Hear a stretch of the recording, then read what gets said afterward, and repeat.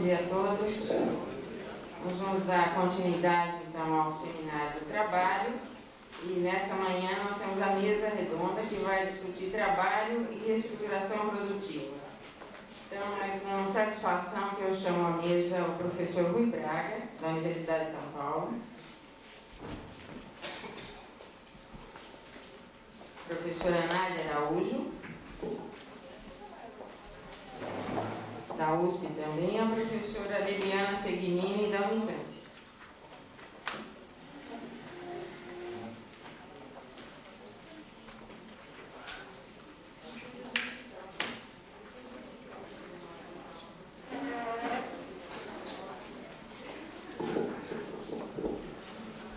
A professora Nádia é livre-docente da USP, ligada ao Departamento de Sociologia, é pesquisadora associada do SEBRAC, através do Centro de Estudos da Metrópole, foi editora da Revista Latino-Americana de Estudos do Trabalho. Ela tem diversas publicações, eu vou citar algumas aqui, Competitividade e Desenvolvimento, Atores e Instituições Locais, em coautoria com o professor Scott Martin, editado pela SENAC.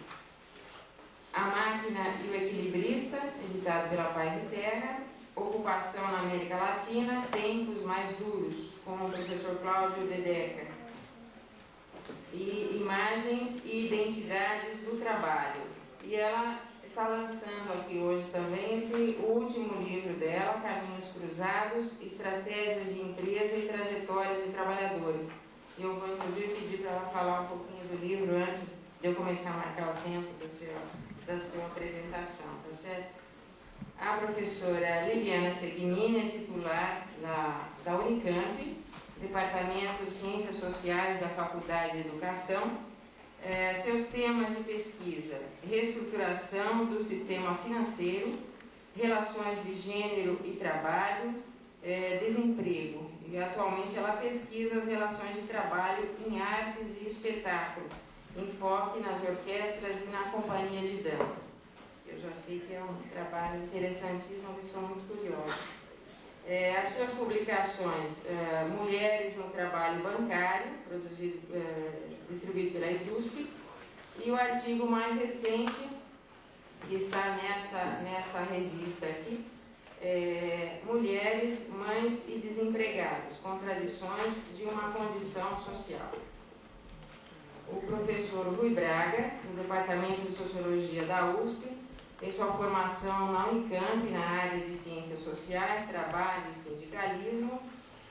O seu último trabalho também está aqui, eu vou pedir para ele falar um pouco. A Nostalgia do Fordismo, pela editora Xamã. Ele também é coautor, entre outros livros, de Novas Tecnologias, Crítica da Atual Reestruturação Produtiva, também pela Xamã. O Outro Grande, pela Xamã também. E é autor ainda de A Reestruturação do Capital, um estudo sobre a crise contemporânea.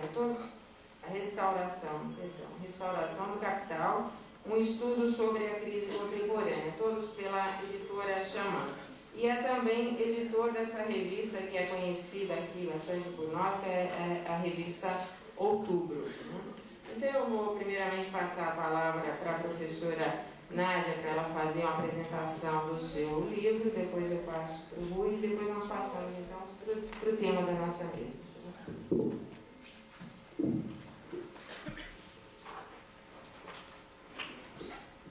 Bom dia, é um prazer enorme estar presente nesse seminário, nesse quarto seminário. Eu acho que é um empreendimento que, em termos intelectuais, atualiza, de certa maneira, a adesão nossa ao campo, né? Mas ao tempo em que atualiza, ele renova, né? Renova abordagens, renova interpretações, porque põe em contato pesquisadores que vêm de instituições diferentes, que trabalham ainda que no mesmo campo com temáticas diferentes, né? Que estão informados por literaturas e diálogos intelectuais distintos, ou seja, faz aquilo que de bom a gente é capaz de fazer numa universidade, especialmente quando ela é pública, né? E, sobretudo, quando ela se orienta por princípios democráticos. Eu acho que Para mim é muito significativo estar aqui e, sobretudo, para todos nós é muito significativo estarmos aqui nesse momento, né? E presenciando o enorme esforço de manter o seminário, né? Mesmo em condições difíceis, né? De fundo e de conjuntura. Bom, eu falo só 2 palavras, até porque talvez eu pudesse deslocar um pouco da propaganda, né, de autora com relação ao livro e internalizá-la um pouco na minha própria fala, usando eventualmente alguma ilustração que eu tinha pensado, não usar por economia de tempo, mas usando para dar sentido à coisa do livro. Na verdade, esse livro, que se chama Caminhos Cruzados, Estratégias de Empresas e Trajetórias de Trabalhadores, em 2 palavras, ele é um esforço de tomar a discussão sobre o processo de reestruturação da atividade produtiva, tal como experimentado entre nós no Brasil, e seus impactos sobre a organização e o uso do trabalho, uma dupla perspectiva. Né? Uma perspectiva que foi a que marcou muito a forma como, especialmente na segunda metade dos anos 80, né, nós nos debruçamos sobre isso. Né? Essa perspectiva, de certa maneira, não conseguia esconder uma inquietação, primeiro, né? Com o fato de que os ambientes de trabalho mudavam muito, né? E muito celeremente. Às vezes eu brinco, quando a gente volta à geração dos nossos pais intelectuais da sociologia do trabalho no Brasil, eu conversava com o Giovanni um pouco sobre isso, e a gente lê os estudos clássicos de Juarez, Rubens Brandão Lopes, de Leôncio Martins Rodrigues, e depois, 10, às vezes 15, quase 20 anos depois, a gente lê os estudos da geração que se debruçou sobre a emergência do novo sindicalismo, né? Teses que marcaram a época, como a de Amineves, Maruni, a de Ricardo Antunes, a de Larissa Abramo. Né? Interessante porque, às vezes, estudando uma mesma fábrica, esse é o caso de John Humphrey com a Leôncio, a gente tem a impressão que os ambientes de trabalho, há uma descrição sobre a emergência do ator, né, coletivo, mas há muito pouca atenção sobre mudanças na organização dos ambientes de trabalho. É como se, por um longo período, a descrição que a gente fazia sobre o ambiente de trabalho na indústria, né, na grande indústria, ela tivesse se mantido, por assim dizer, congelada. Né? Esse congelamento, né, que transparece nas nossas análises, de certa maneira, ele denota uma certa ausência de mudanças significativas, seja na tecnologia dura, seja na tecnologia branda, se a gente assim quisesse dizer, por um período razoavelmente longo. Quer dizer, o que nos espanta na segunda metade dos anos 90 é a intensidade, dos anos 80, por exemplo, a intensidade com que o movimento de mudança nas formas de gestão e uso do trabalho se acelera. Né? O grande deflagrador disso talvez pudesse ser expresso num grupinho de palavras que chama a atenção nesse momento, que é a introdução da tecnologia microeletrônica. Né? Quer dizer, a discussão sobre automação de trabalho, né, ela faz um pouco furor, né, na academia nesse período. E o nosso olhar, nesse primeiro momento, ele teve muito fortemente voltado para o que acontecia nos ambientes de trabalho. O que é isso que está mudando, como isso significa outras formas de uso do trabalho, de gestão do trabalho, né, e perfis dos trabalhadores. Né? Dos trabalhadores que eu uso uma palavra, uma metáfora no livro, né, sobreviventes. Né? O que se passa com aqueles que conseguem sobreviver a esse movimento de intensa transformação nas condições de trabalho, né? Na forma de incorporação de tecnologia, na forma de gerenciamento do trabalho, na forma de gerenciamento da produção. Né? Certamente estivemos muito envolvidos com esses estudos, e a tradição dos estudos de processo de trabalho no Brasil ela é rigorosa nesse sentido, por um longo período. Né? Os anos 90 nos fazem guinar. Né? E quanto mais estudávamos as empresas, e a primeira parte do livro é toda ela dedicada a estudar numa cadeia produtiva específica, que é o caso da químico-petroquímica. Por que químico-petroquímica? Porque é como se ela fosse uma antevisão do que estava acontecendo nas outras cadeias. Quer dizer, as indústrias de fluxo, onde a automação foi condição para o nascimento delas, como é o caso da químico-petroquímica, de algum modo elas tinham historicamente ensaiado aquelas novas formas de incorporação de tecnologia e de gestão do trabalho desde o nascedouro. Então, de certa maneira, era como se elas fossem uma antessala do que nós, que estudávamos sobretudo automobilística, metalmecânica, que eram os segmentos fortes, né, da industrialização esportista brasileira, né, elas eram uma antecipação, de certa maneira, dessas mudanças. Então, olhar ali na ponta como essas mudanças as atingiam era muito interessante. Então, a primeira parte do livro se dedica a estudar como muda, né, e, sobretudo, como, ao mudar, se intensifica grandemente o trabalho. Né? E essa intensificação do trabalho, mesmo em ambientes onde o trabalho de equipe já existia, a forte automação era o caso, a necessidade de envolvimento do trabalhador com alvos gerenciais era a condição de existência da petícia de produção, como essa intensificação se faz ali. E como, para sustentar um trabalho tão fortemente intensificado, outras formas de produção de consenso ao interior dos locais de trabalho, de disputa pela hegemonia sobre o trabalhador individual, tinham se desenvolvido. Então, a primeira parte do livro, ela discute o que se passa com essa intensa mudança dos locais de trabalho, o que são as novidades que essas mudanças colocam, mesmo naqueles cenários que já eram novedosos, se a gente pudesse seguir tomando de empréstimo o meio espanhol que teve vigente na mesa de ontem de noite. Né? A segunda parte do livro é a que me interessa mais hoje em dia, né, com a qual eu segui trabalhando, nela eu me debruço com o espanto que os anos 90 deixa para todos nós, que é o fato de que esse movimento exclui fortemente. Quer dizer, há um segmento importante dos trabalhadores, tá, que, saindo por conta do processo de encolhimento, não volta. Tá? Não volta, e não é que não volte para aquela empresa em particular de onde foi demitido, ou para aquele setor, ou para aquela cadeia produtiva que foi a que eu estudei, mesmo em posições precarizadas. No meu estudo empírico, alguma coisa ao redor de 38% para homens, 50 e pouco por cento para mulheres, nunca mais volta a ter uma relação de emprego formal durante os 9 anos em que eu os acompanhei, num setor de altíssima formalização. Então, a segunda parte do livro se destina não a olhar o que se passa com os sobreviventes, em termos do uso do seu trabalho e dos apelos à produção do consentimento a condições de intensificação, mas o que se passa com os que perdem seu trabalho, tá? Tentando fazer o primeiro esforço de acompanhar trajetórias de retorno. Quem retorna? Quando retorna? Para onde retorna? Tá? E comparar como isso é diferente se eu olho homens e mulheres, se eu olho mercados de trabalho regionais distintos, então olhando a químico-petroquímica em São Paulo, ou olhando a químico-petroquímica no Nordeste. No Brasil a gente tem 3 grandes polos, né? Os principais são exatamente em São Paulo e no Nordeste. Olhando isso, o que acontece com o destino dos trabalhadores que não sobrevivem a esse processo, em termos de suas trajetórias ocupacionais. Então, enfim, o livro trata da reestruturação sob o ponto de vista do impacto que ela deixa para o trabalho e as trajetórias ocupacionais de trabalhadores, né, num contexto fortemente instabilizado pela elevação do desemprego. A minha fala depois vai retomar justamente esse último ponto, essa preocupação com a questão do desemprego, né, e entender suas formas e seus limites em situações sociais específicas.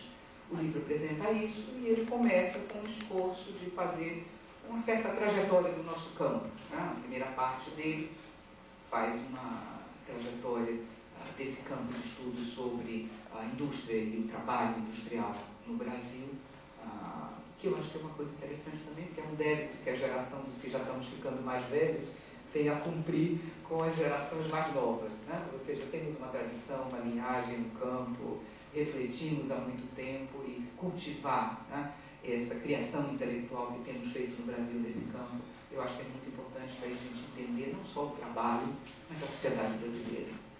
Obrigada. O trabalho da professora Nádia está à disposição ali na livraria do Sérgio.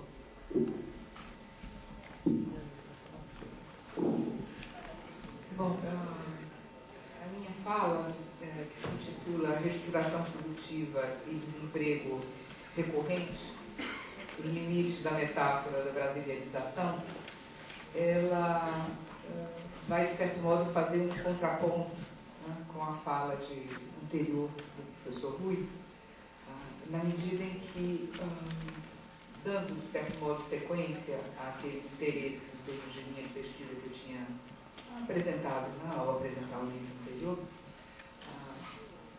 o meu interesse analítico tem se deslocado, né, ou se deslocou nos últimos anos, mais propriamente para os estudos que estão acompanhando o que se passa, não tanto nos locais de trabalho, né, mas fora dele. Ou, por outro, para também não criar uma certa confusão entre o que fazemos nós, os sociólogos, e o que fazem os economistas nos estudos do mercado de trabalho, acompanhar ou tentar deslindar os elos entre o trabalho, sua modalidade de metamorfose e forma de institucionalização, e o não trabalho, o desemprego. O suposto é que é impossível entender o que se passa no mercado, na competição pelo trabalho e no destino dos desempregados, se nós não entendemos a outra face disso, exatamente o que é o trabalho, como ele se organiza. Então, eu acho que essa é a contribuição que talvez nós, os sociólogos do trabalho, possamos dar a esse campo, pensar o desemprego do ponto de vista do seu elo com o trabalho. O que se passa com aquele que é o outro do trabalho? E que novas formas ele assume quando o trabalho ele mesmo se metamorfoseia. Então, esse é o ponto central do meu interesse. Secundando esse ponto, na verdade, tem uma luzinha pisca-pisca de natureza metodológica que me fica chamando permanentemente a atenção. Com frequência, nós pomos acento, e essa acentuação não é descabida, em grandes processos, na longa duração, nas grandes tendências, num movimento geral de transformação. Ele é importante? Ele é um farol? Mas, de certo modo, ele tem que ser sempre pensado em termos das suas formas historicamente específicas de realização. Ou seja, como grandes tendências assumem formas distintas em contextos sociais particulares. Ou seja, como sociedades concretas vivenciam, ou como em sociedades concretas, os indivíduos e os grupos sociais vivenciam esse processo geral de transformação. Por vezes, nós pomos certos rótulos que nos economizam palavras, mas que também nos economizam ideias. Globalização é um deles. E a pergunta é, se é certo que há um movimento de transformação intenso.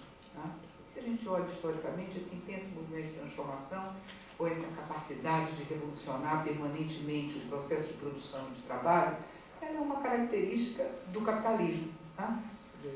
O velho Marx tinha uma coisa que arregalava os olhos dele, se é que a gente pode pensar no velho Marx com olhos, às vezes eu penso isso, era descrever esse processo incrivelmente criador que o capitalismo tinha de renovar-se, de refazer-se. Então, por vezes, quando a gente está muito plantado num momento, seja para pensar processos gerais, seja para pensar como nativo, como vivemos esses processos gerais, nós esquecemos de comparar o que estamos vivendo com um transcurso histórico, ou comparar o que estamos vivendo com outros contextos sociais. Então, a luzinha que eu brincava, que acendia em termos metodológicos, é dizer, de repente pode ser muito interessante pensar esses processos que temos descrito como grandes títulos, do ponto de vista da forma específica como eles se realizam em sociedades que, em que pese sujeitas a grandes tendências de transformação, são distintas, porque são fruto de processos históricos específicos, com atores sociais específicos, que institucionalizam relações de classe de uma maneira particular e constroem sistemas de valores que norteiam a conduta das pessoas, que também têm suas particularidades. Então, a minha fala vai, na verdade, se voltar para tocar esse ponto, e assumir provocativamente um diálogo com uma certa metáfora, que no meu texto eu chamo de politicamente bem intencionada, mas eu creio que analiticamente equivocada, que é a metáfora da brasileirização. Eu vou, como eu corro o risco de ser indisciplinada com o tempo, para marcar de indisciplina, eu nem escrevi aqui a hora que eu comecei, que eu acho que foi 9h55, 50 pior ainda, porque já é 57. Então eu fiz o seguinte, eu fiz uma abertura, onde eu vou tentar me ater a um texto, e um conjunto de transparências onde vou tentar ilustrar achados. Então, vou tentar ir direto a elas. Então, o processo de reestruturação produtiva e o assim chamado movimento de, aspas, racionalização no uso do trabalho, puseram a nu o fenômeno da vulnerabilidade do trabalhador individual.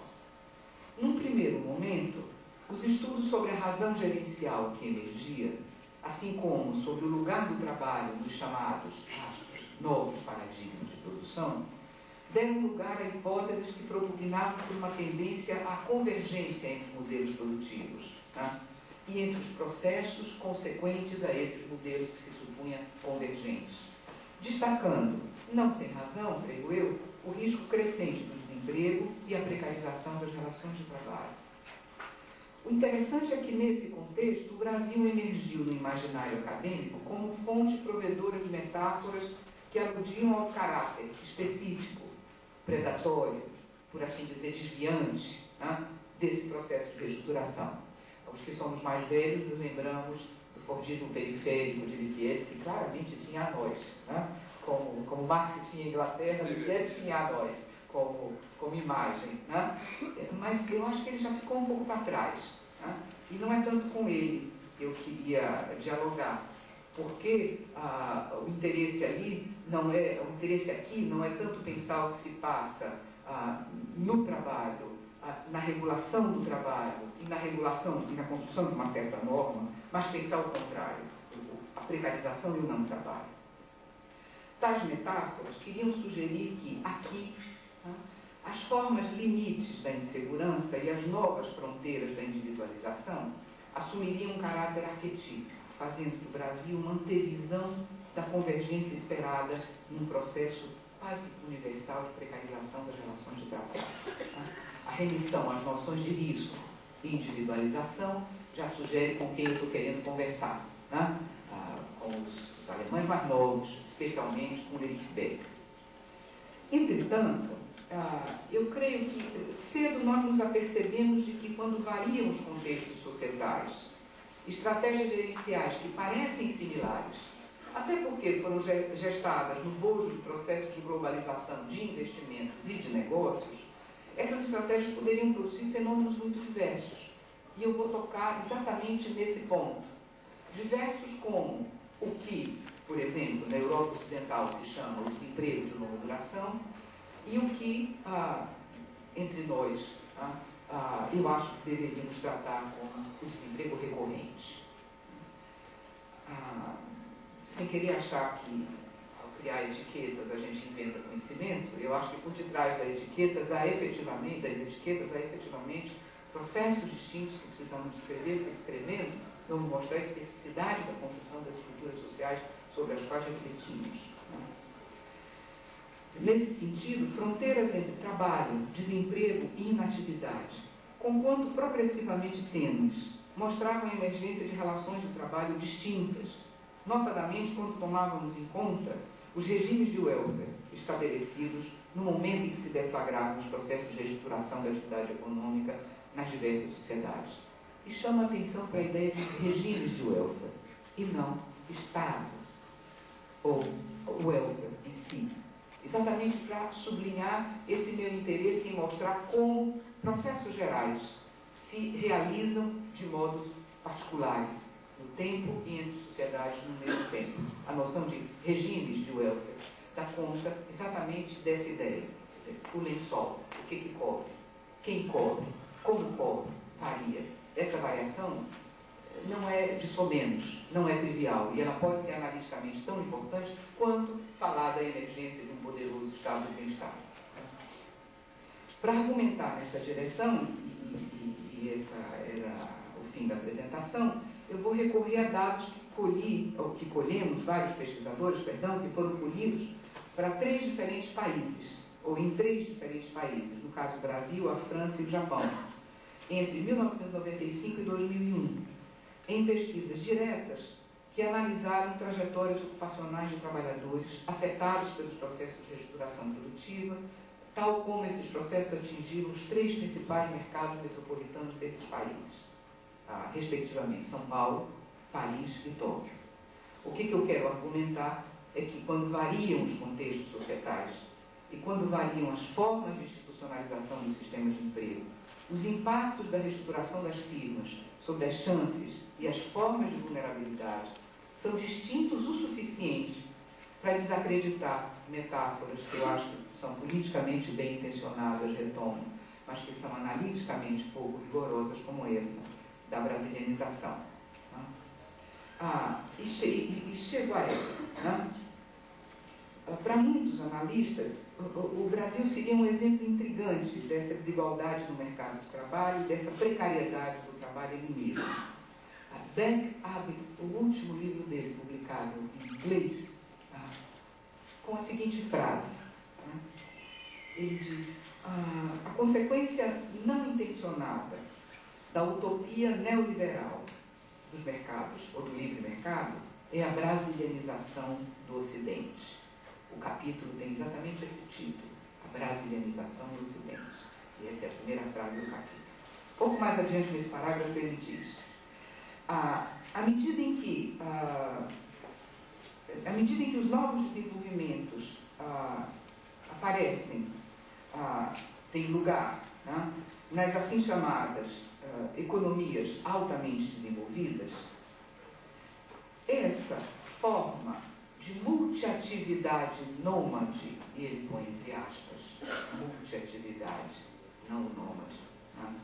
Até aqui, um aspecto característico, sobretudo, do trabalho feminino no Ocidente, deixa de ser uma, a metáfora é ótima, relíquia pré-moderna, e se expande rapidamente pelas antigas sociedades do trabalho, nas quais os empregos atrativos, altamente qualificados, em tempo integral e bem remunerados, estão em vias de extinção.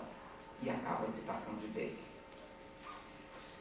Enquanto relíquia pré-moderna, e ele toma a palavra dele, parecemos, assim, nós, antecipar as características mais recentes na dinâmica do mercado de trabalho, as quais gradualmente, dá para perceber do argumento de Beck, tenderiam a se tornar realidade entre os países que antes haviam experimentado os protetores regimes de welfare.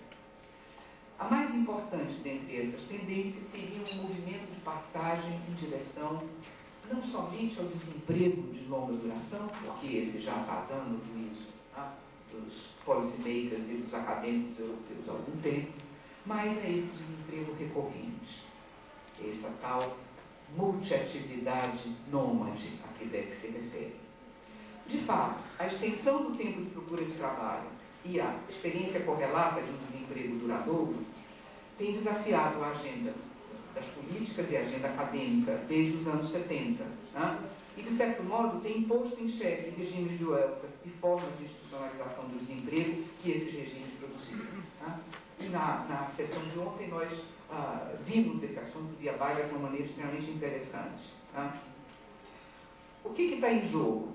A próprio sentido do desemprego. Né? O desemprego, que foi socialmente construído como categoria, né? Na segunda metade do século XIX, 800 e muitos, né? Para dar conta, e não, a gente tem uma literatura vasta e interessante sobre isso, Tovalov, Salé, para dar conta de uma situação transitória, né? De privação involuntária de trabalho, estou sublinhando as duas coisas, situação transitória de privação involuntária de trabalho, ele tenderia a ser uma condição duradoura. Ora, quando isso acontece, os custos dos mecanismos de proteção questionariam a viabilidade de um Estado, de um regime de bem-estar, ao menos nas formas como originalmente concebidos, para fazer face a uma passagem de curta duração e involuntária pela perda do trabalho. Né? Resposta imediata, restrições. Né? Restrições que aparecem tanto institucionalmente quanto simbolicamente. Né? Passamos a ter várias sociedades refletindo sobre bons e maus desempregados. Quem tem mesmo direito a ser tratado como desempregado e continuar sob o lençol? Né? Essas restrições já afetaram, né, a duração dos benefícios, os requisitos de elegibilidade e um movimento em direção a integrar as funções de outorga de um benefício recolocação e treinamento. Esse cardápio foi um conjunto de respostas institucionais, por assim dizer, com que esses regimes reagiram a essa tendência à extensão do tempo de desemprego. Só que, ironia, né, a piora nas condições de acesso aos sistemas de proteção, que ocorre com essas restrições, ela tem lugar justamente nesse contexto de crescente racionalização do trabalho, né, de uso da força de trabalho, intensa globalização do processo produtivo, sobretudo na manufatura e serviços domésticos, e crescente intensificação de migração de trabalhadores. Esse é um ponto que a gente não deve desprezar quando a gente pensa em termos de uma dinâmica mais ampla. Migração, seja por razões ocupacionais, seja por razões políticas, por ambas. Ora, esse conjunto de circunstâncias enfraquece os efeitos que se pensava saneadores dessas reformas dos sistemas de proteção, né?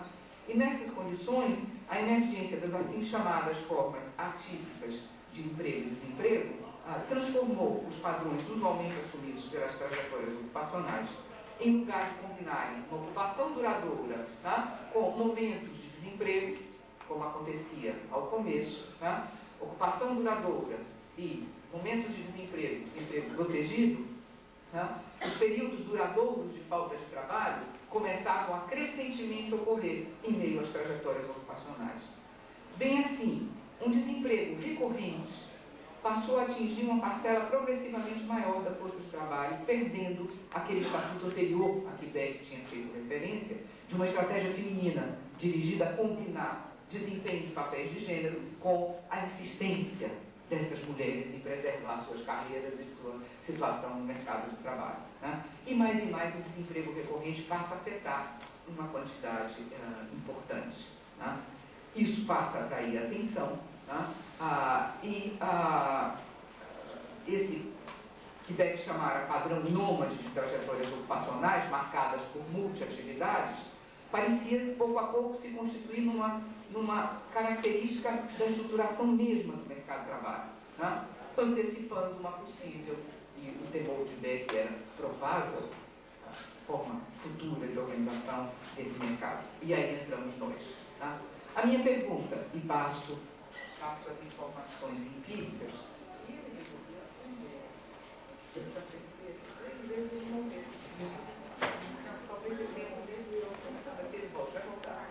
Está lendo.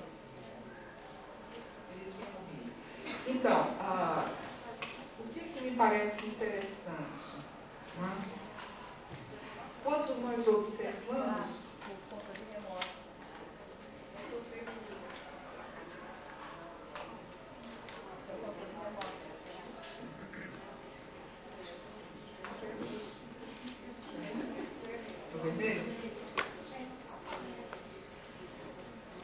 Empíricos. Quer dizer, se tudo isso é verdade, a minha pergunta é o seguinte: se nós observarmos, a minha pergunta era a seguinte: se nós observássemos 3 mercados de trabalho, tá, em 3 metrópoles, quer dizer, as metrópoles exclusivas, não precisamos falar disso, né? É ali onde arrebentam em grande medida os problemas de emprego. A nossa a figuração disso, né? Nosso pouco mais de 20% de desemprego total, né? Ele é evidência de que é ali o lugar onde o calo aperta no sapato, né? Então, se tomássemos 3 metrópoles, né, igualmente blocos privilegiados para a emergência desse fenômeno, em 3 contextos muito diferentes pela forma como o sistema de emprego se institucionaliza e a proteção se concede, né? Então, um regime de welfare, como o caso francês, um sistema público se erige. Né? Um sistema público se erige com uma cobertura tão importante que 80%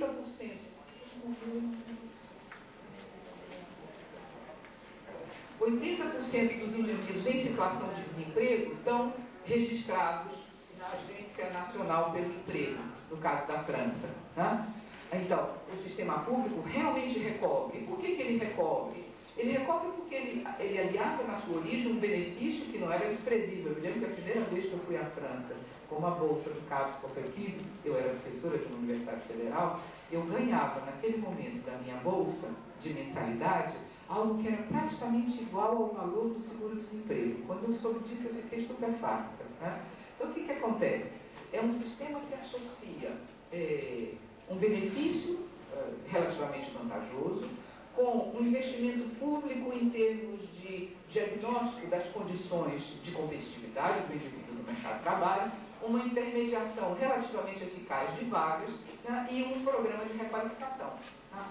Ora, o indivíduo, quando perde o trabalho nessas condições, rapidamente ele acorre a se inscrever e recebe uma cesta de benefícios, ou seja, da forma como o sistema de desemprego, na forma como o sistema de desemprego se estrutura, se institucionaliza, ele é um estímulo a que os desempregados acorram à rede de proteção. Tá? E é esse o welfare público que banca de uma maneira, eu não diria universal, porque aí entra em jogo uma série de questões que a gente não tem tempo para falar dela, como os migrantes, os que não têm cidadania, quer dizer, tem todo esse outro lado da história, mas comparado com as nossas realidades, fortemente abrangente. Né? Isso é um entorno que daria sentido à inclusão de um caso metropolitano francês. Ao lado disso, a experiência de um sistema de regime de welfare fortemente calcado num welfare privado, na empresa, que era o caso japonês. Todos nós morremos de estudar anos atrás o tal do chamado modelo japonês e a experiência do sistema de emprego vitalício. Né? De certo modo, ficamos meio craques em saber falar sobre o sistema de emprego vitalício, do qual eu não vou entrar em detalhes, senão eu estouro mais ainda o meu tempo. Né? Mas era um sistema onde o elo entre o trabalhador e a empresa, óbvio, o trabalhador homem, majoritariamente, né? E a gente vai retomar isso, esse elo se deslindava por toda a vida e mantinha ao final dela, na passagem na atividade do momento da aposentadoria, um acesso a uma indenização de proteção. Né? Então era por dentro da relação do trabalhador com a empresa que esse regime de welfare se organizava. Ora, a pergunta no caso francês era, quando o desemprego se torna duradouro e de longa duração, essa arquitetura começa a tremer. Né? De onde vamos tirar dinheiro para manter tantos indivíduos pendurados com esse benefício e sair procurando vagas quando já não conseguimos alocar os indivíduos? No caso japonês quando a arquitetura do sistema de emprego vitalício começa ela mesma a fraturar, o que acontece com esse movimento? Né? Que era fortemente subenumerado. Quer dizer, quando nós começamos esse projeto de pesquisa, nós fomos olhar no critério OIT, desemprego aberto, o que acontecia nas 3 metrópoles. E o resultado foi muito interessante, porque naquela época, critério OIT, estatístico oficial, São Paulo tinha 8%, perto de 8% de desemprego aberto, 97, entre 97 e 98. Paris tinha 11% de desemprego aberto. E Tóquio tinha 4% de desemprego aberto. Ou marchava celeremente por 5% de desemprego aberto, que fizeram um escândalo, né, na sociedade. Evidente que todos nós que temos uma mínima familiaridade com esse mundo, sabemos que o problema do desemprego em São Paulo, ele certamente é mais grave do que o problema do desemprego em Paris. Né? E algo se passava com o que capturávamos com essa medida. Ou seja, por detrás dessa medida, estava a forma como o próprio os sistemas de emprego e desemprego se estruturavam institucionalmente e quanto eles estimulavam os indivíduos, eles mesmos, a contabilizarem-se como desempregados, acorrendo ao registro que aparecia na estatística francesa ou submergindo no trabalho da multiatividade nômade, né, que caracterizava o caso brasileiro, ou tendo uma terrível vergonha de reconhecer-se como desempregados, no caso japonês, né, mesmo quando o sistema começava a fraturar. Então, na verdade, o que a pesquisa queria comparar eram essas 3 situações. Essa é uma longa comparação, não dá tempo de falar dela, ela envolveu um trabalho quantitativo com desenho, recuperação das trajetórias, e um trabalho qualitativo com grupos de alto risco de desemprego nas 3 metrópoles, para perceber como é que os indivíduos viviam essa situação. Né? Não vou falar nada desse trabalho qualitativo. Liliana, quando voltar, vai retomar um pouco desses resultados com relação a um dos grupos alvos, que são mulheres que voltam da carreira reprodutiva. O que me interessa agora mostrar para vocês, posta essa contextualização do lado empírico? Será que essa ideia de Beck se põe de pé? Né? Será que nós somos uma antevisão, tipo efeito Orlov, né, do que vai acontecer com o mercado de trabalho alheio? Ou, por detrás desse próprio conceito que parece específico de desemprego recorrente, há coisas muito distintas quando eu comparo as três metrópoles e tenho em mente o que se passa em termos de construções socio-institucionais e culturais em cada uma delas. Tá? É certo que há vulnerabilidade crescente, é certo que há precarização crescente em todas elas, mas o que é o meu argumento? A forma como isso se dá é bastante distinta. E essa diferença de forma não é trivial para nós que estamos querendo entender a nossa realidade e pensar formas de agir face a ela. Tá? Eu vou fazer um salto, tá, com relação a boa parte do que eu ia falar, introdutoriamente, porque já falei, e vou parar somente nos números. Quando olhamos para o caso de São Paulo, né, algumas coisas interessantes aparecem. Né? É certo que, isso aqui 90, 2001, desemprego total, aberto e oculto. Né? É certo que o patamar do desemprego cresce muito. Nós estamos vivendo isso agora, né? Passo rapidamente. Quer dizer, nos 90, não faz muito tempo, ele estava ao redor do 10, né? E praticamente dobra, né? Se a gente chegasse a 2004, ele já teria dobrado, né? Em 10 anos. Mas quando a gente desagrega isso em termos de ritmo de crescimento, quer dizer, cresce. Mas o que cresce mais rápido? O que me parecia interessante quando eu fiz essa desagregação, que é justamente esse tal desse desemprego que se oculta num trabalho precário, o que no caso de São Paulo cresce mais rapidamente, certo? Quer dizer, se quando olhávamos aqui, ele é a fração menor do desemprego. Tá? Visto em termos de estrutura do desemprego, ele parece, de certo modo, razoavelmente constante. Quando eu olho em termos de ritmo de crescimento, eu vejo que, primeiro, ele é o mais sensível à conjuntura. Tá? Ou seja, quando aquece, é ele que cai mais. Tá? Se a gente quisesse pensar quem é que tem mais a cara, por exemplo, daquele exército de reserva flutuante, nos termos de Marx, traduzido isso historicamente, é o tal chamado desemprego oculto pelo trabalho precário. Tá? E, por outro lado, ele é fortemente seletivo. 97 está em lilás, 2001 está em vermelho. Tá? E a gente vê como a composição desse desemprego muda significativamente entre 97 e 2001 por 7. Tá? Como ela muda em termos de participação dos membros do grupo, posição do grupo familiar, tá? Como ela muda por escolaridade, tá? E como ela muda de uma maneira importante por idade. Tá? Então, essa seletividade é um componente importante desse processo. Tá? Como cresce o tempo de procura do desemprego? Cresce para todo mundo, mas outra vez, onde ele cresce mais, o tempo de procura do desemprego, pelo trabalho, perdão, é entre os indivíduos que, estando desempregados, têm um trabalho precário. Né? Aquele tal desemprego oculto. Né? Estou partindo da categorização oficial nativa para depois repensá-la um pouco. Tá? É como se estivéssemos aqui com algo analiticamente muito interessante. É aquele cujo ritmo cresce mais aceleradamente, cuja maneira de crescer mais reflete aquilo que a gente pensava classicamente sobre o movimento do desemprego, e é aquele onde o tempo de procura de trabalho, que cresce monstruosamente entre 90 e 2001, mais cresce. Né? Então, quando eu comparo entre metrópoles, isso era só para dar um saborzinho do nosso caso particular, que é o que nos interessa mais de perto. Algumas coisas são interessantes. Desculpem porque tem aqui por dentro uns troços em inglês, porque eu aproveitei essas transparências de uma exposição que eu fiz meses atrás, num período de residência no Centro de Estudos sobre o Brasil, na Universidade de Oxford. Perdão, por isso que elas saíram assim, dava um trabalho desgraçado para mudar legendas de novo, de volta. Quando comparamos São Paulo com Paris, olha que interessante. Se eu tomo todos os desempregados que caíram nas nossas duas amostras, tá? Eu posso ver que, enquanto em Paris, tá? 88% desses desempregados eram desempregados sensu estrito, sem nenhuma outra atividade, ou seja, protegidos pelo sistema de benefício. No nosso caso, quase 40% dos desempregados eram desempregados que, para viver, tinham que fazer um trabalho ocasional. Olha a diferença de magnitude entre isso e isso. Tá? Em termos de tempos, não resisto. É impressionante a distinção entre a nossa região metropolitana e a região de Tóquio. Tá?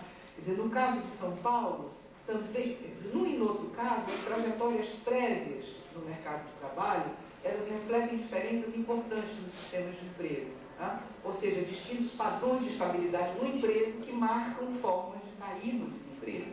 Tá?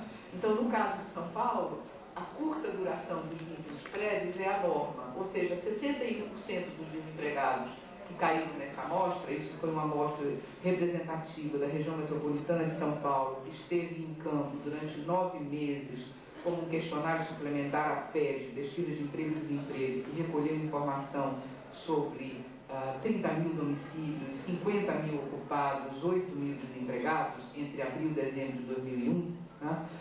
61% dos desempregados tinham tido um trabalho anterior que durara menos de um ano. E olha lá, 28% do trabalho anterior durara menos que 3 meses. Comparando com Tóquio, que é o outro ponto extremo, 65% tinham tido um trabalho anterior que durara 3 anos ou mais. Tá? E quase 40% do trabalho anterior que foi perdido durara 10 anos. Tá? E somente 10% deles tinha tido um trabalho anterior que durara menos que um ano. Ou seja, é dessa diferença que se trata. Ou seja, a gente não pode passar um apagador nessas diferenças e pensar a trajetória do desemprego como se ela fosse livre de determinações sobre a experiência no trabalho. O trabalho forma, de certo modo, o risco e o movimento no desemprego. Tá? Nesse sentido, olha as diferenças entre tempo de procura de trabalho. Isso é Tóquio e isso é São Paulo. E isso é o passar do tempo. Menos que 3 meses, 3 a 6 meses, 6 a 1 ano, mais de 1 ano a 2 anos e mais que 2 anos. Né? Isso cai sistematicamente no caso de Tóquio, ou seja, a possibilidade de obter um trabalho ela é mais simples, ela é mais rápida. Né? Bom, último ponto nessa questão empírica. Né? O que tudo isso deixa, então, para a gente entender a tal multiatividade nômade, a qual falava Beck, né? E que, segundo ele, é algo que, saindo da nossa engenhosidade em termos de vulnerabilidade e precarização, iria plasmar o resto do mundo do Ocidente, né? Pelo menos. Quando eu olho essa tal multiatividade nômade em São Paulo, ela é realmente impactante. Isso que está aí são os desempregados, são os indivíduos todos que caíram nessa amostra, tá? Os 50 e tantos mil indivíduos, cuja trajetória eu acompanho para trás no tempo, de janeiro de 2001 até 94. Por que 94 o Plano Real? É de lá para cá que eu estou querendo olhar. Né? Não entro em detalhes metodológicos sobre isso, a gente pode, eventualmente, se interessar alguém, no meu site há um relatório detalhado da primeira fase desse estudo e eu posso, eventualmente, responder qualquer pergunta sobre isso depois. Então, quando olhamos o que é que se passa com essas pessoas no tempo, né, algumas coisas chamam a atenção. É certo que há um problema de percursos que não sabemos recompor, em parte pela memória, dificuldades de memória, em parte pelo fato que os indivíduos mudam tanto que, no meu questionário, eu perguntava para ele detalhadamente sobre o emprego atual, sobre o emprego anterior e sobre o emprego mais longo que ele tinha tido desde o Plano Real, quer dizer, em 7 anos. Né? Há indivíduos que rotam tanto no mercado de trabalho que, com 3 dessas perguntas, eu não consigo recompor mais do que uns poucos meses da vida imediatamente antecedente desses indivíduos. E, rapidamente, o percurso anterior cai dessa vala do chamado ignorado. Tá? Depois eu trato um pouco disso, mas chama a atenção também essa enorme fatia cinza que é formada pelos indivíduos que passam o tempo migrando entre o desemprego e a inatividade. O desemprego em suas diferentes formas, como nós o medimos, não necessariamente o desemprego aberto, e a inatividade.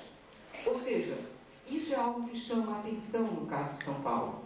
Quer dizer, o movimento de entrar e sair do mercado de trabalho, oferecer ou não a força de trabalho no mercado, ele é tão banal, tão recorrente, quanto o movimento de passar do emprego ao desemprego. Isso não é analiticamente desprezível. E isso é algo central. Por quê? Se a gente pensar o que marca o mercado de trabalho capitalista, né, ou deveria marcar em termos analíticos fortes, é essa capacidade de estender os tentáculos sobre a sujeição da força de trabalho, sob diversas formas, mas trazendo-a ao mercado, fazendo-a oferecer-se no mercado de trabalho. Não importa se em relações assalariadas ou não assalariadas, de maneira precária ou intermitente, com desemprego recorrente, mas no mercado.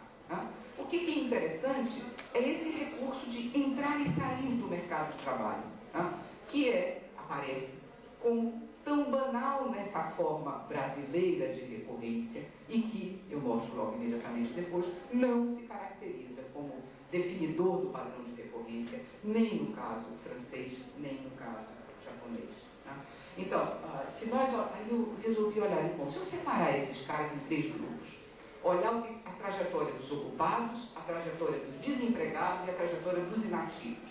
Qual foi a minha surpresa? Quando eu olho a trajetória dos indivíduos que em 2001 eu encontrei empregados, eu vejo que no passado, tem toda uma tecnicalidade estatística aí que não dá tempo de falar, eu posso voltar a ela, como agrupar essas trajetórias.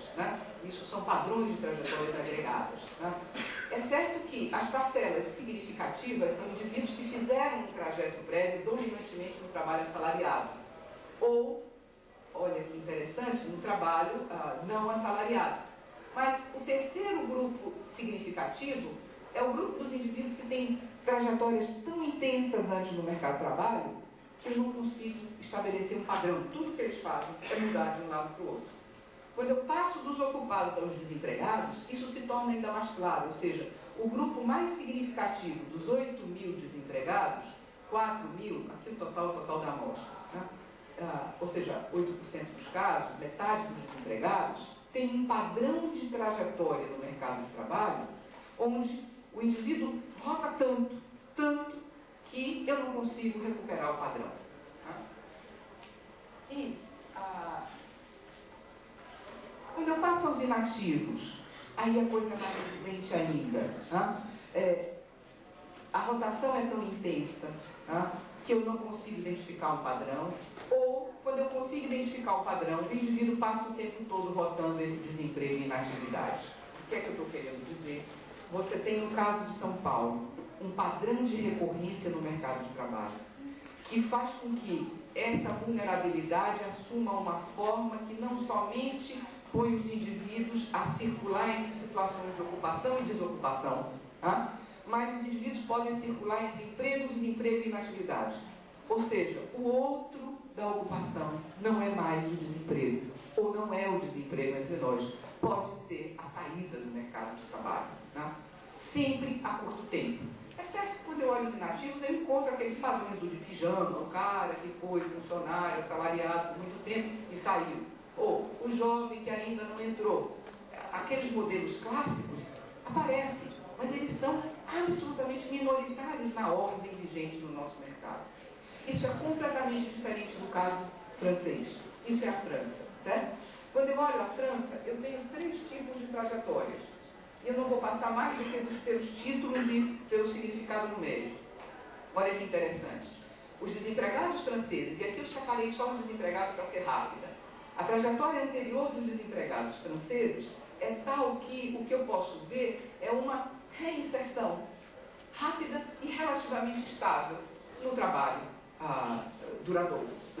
Isso envolve a parcela mais importante dos casos, 20% dos destinos dos desempregados.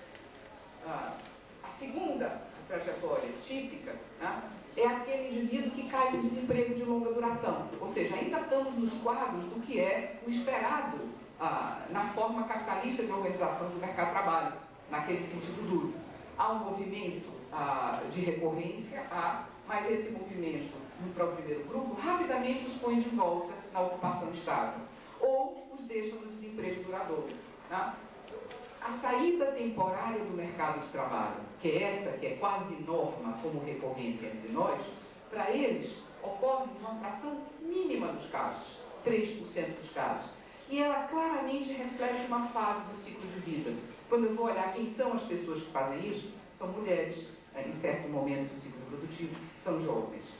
Ou seja, há um movimento de transformação do mercado e ampliação do desemprego.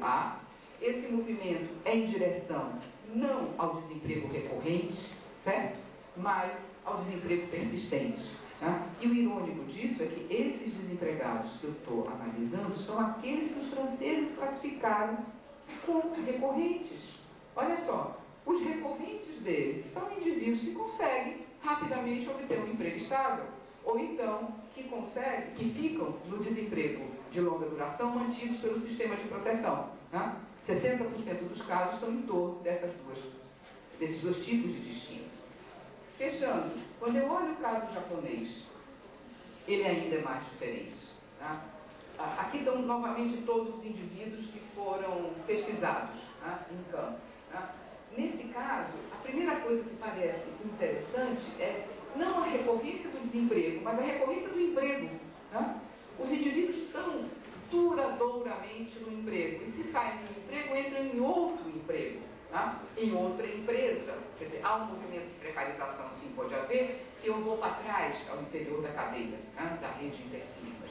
Então, na verdade, há um movimento de recorrência do emprego no mercado fortemente sexualizado. Por quê? Porque algo que eu estou chamando de uma divisão sexual do desemprego. Tá? Os empregados são homens, 62% dos casos, e o desemprego é ligeiramente mais feminino. Tá? E os part-times são absolutamente femininos. 90% das mulheres estão ali como trabalhadoras part-time. Tá? Então, quando a gente olha a configuração do mercado, ele é um mercado que ainda reflete, sim, a recorrência do desemprego, mas o que está em pé ainda ali é um sistema onde vige uma norma de emprego. Logo, desemprego recorrente, experiência de desemprego, são coisas que têm significados muito diferentes do que teriam entre nós. Tá? Quando olhamos aonde está a recorrência, tá? E pensamos esses desempregados, tá? Primeiro, é absolutamente inexpressivo o trânsito em direção à inatividade, no caso dos desempregados dos japoneses. E, na verdade, há dois padrões. Tá? Tem um desemprego de longa duração, que a gente pode reconhecer aqui. Tá? Alguns indivíduos sim entram no desemprego de longa duração, que é escandaloso do ponto de vista japonês, porque não há um sistema público de proteção, como no caso francês, e fratura-se o sistema privado de proteção, que não vige para esses indivíduos, por isso os 5% de taxa de desemprego para eles é assombroso. Tá? E, por outro lado, há um trânsito entre ocupação e desemprego. Tá? Então, fechando, tá? O que é que eu acho que esse conjunto de slides pode sugerir? É certo que sim, há um movimento intenso de transformação na ordem do mercado de trabalho, que está ligado a um movimento de reestruturação da atividade econômica e das firmas. Tá? Mas é óbvio também que esse movimento de reestruturação, ele é historicamente dependente, tá? Socialmente dependente, contextualmente informado. Então, se é certo que o desemprego aumenta, e a gente podia ficar contente de sair daqui e dizer, olha que incrível, esse movimento de reestruturação produz precarização, vulnerabilidade, aumento do desemprego. Eu acho que isso é somente o começo da história. O desafio analítico mais importante para a gente, no caso, é pensar como ele aumenta, para quem ele aumenta, que formas ele assume e, sobretudo, que tipo de identidades e sujeitos surgem daí, e com isso eu termino. Quando a gente pensa um mercado onde, como o nosso, onde a recorrência no desemprego tem um padrão que eu mostrei, se torna mais facilmente compreensível, por exemplo, porque nos anos 90 não temos mais movimento de desempregados, nos anos 2000 não temos mais movimento de desempregados ativos como tivemos na crise dos anos 80. Alguém que seja mais novo se lembra como nossos desempregados derrubaram as grades do palácio, desse governo. E como disso surge a pesquisa de emprego e desemprego, como forma institucionalizada de medir. Ou seja, atores coletivos em cena, sindicatos disputando os seus desempregados. Né? Quer dizer, por que isso se foi? Eu fico estupefacta cada vez que eu ouço entrevistas com os sem-teto em seus movimentos, e quando eles começam a falar, eles dizem, bom, nós estamos invadindo porque, tendo perdido o trabalho, nós não temos como pagar mais o aluguel. E aí nós invadimos. A minha pergunta analítica é o que faz com que esses indivíduos portem a identidade de sem-teto e não a identidade de sem-trabalho, que é a situação que está por detrás da sua condição de sem-teto. Tá? Ou seja, alguma coisa se passa na forma como subjetivamente se representa o elo com o trabalho, num contexto de desemprego recorrente desta natureza. Eu acho que comparar e enraizar historicamente esses fenômenos é condição para entender a emergência dos grupos sociais, suas pautas, suas formas de recriação subjetiva de uma experiência no trabalho e fora dele. Muito obrigada.